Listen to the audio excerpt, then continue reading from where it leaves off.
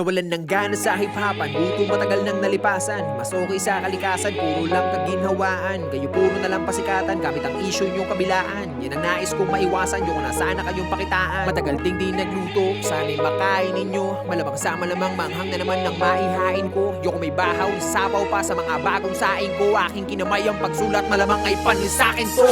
Pili nyo kahit nasikita mga mata, sigurado pa rin mas malaki ang kita ko. Pagka tweak ka bro, masakit ka palang magaling na ako. Matasintado, wala ding amo, wala El Chapo. Hanggang di man yun na maging magaling na pa rin kayo marating. Pagka makatira, mahihina, puta walang impacto. Hindi na kailangan malasing pa ako, dahil matagal naman nakita bisado. Tumating na panahon, nakarolex na ako habang nakasuot pa din sa iyong diskasyo. Kamusta yung tinatago mong inggit? Di makatigit, pamihado ng misyato. Talentado, masasado, palitay ng estado. Oh, isang big na no, mababaw ba? Alam ko, ha, di nyo ako masisisi bro. Bakit? Pag nagmalalim ba ako, masisisid nyo? Binabase ko lang ang mga sulat ko sa mga utak nyo para mamulat ko yung talukap nyo. Malaoktal mo, kakatulak mo, kakakulat ko.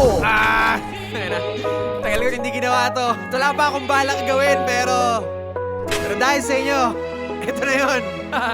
Sige, tuloy natin.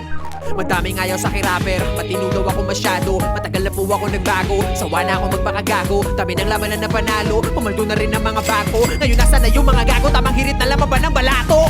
Kung inakala ninyo na madali lang lahat ito na gawin, akin ang tatapatin, nasasampalin yung mga pili magaling. Adik sa green, alak na gin, alol ka na, hindi ka natin. Laka pa rin, kaya gawin, hanggang ngayon nakaasa pa rin. Dami yung issue sa eksena, na-drop nyo kung may problema. Puro parinig, walang payanig, bukod sa baduy puta o na. Tama na yung kababawan nyo, mga naunat kasabayan ko. Puro katangahan naman yung pinagdadala nyo ng katapangan nyo. Ako na ako sa Palawan bro, goods na ako sa galawan ko. Kaya sorry na sorry sa lahat ng naangasan ko. At sa mga kabataan pumili ng kahangaan, patunayan nyo ang salita, kayo ang pag-asa ng bayan. Isa lang ang aral na tinuro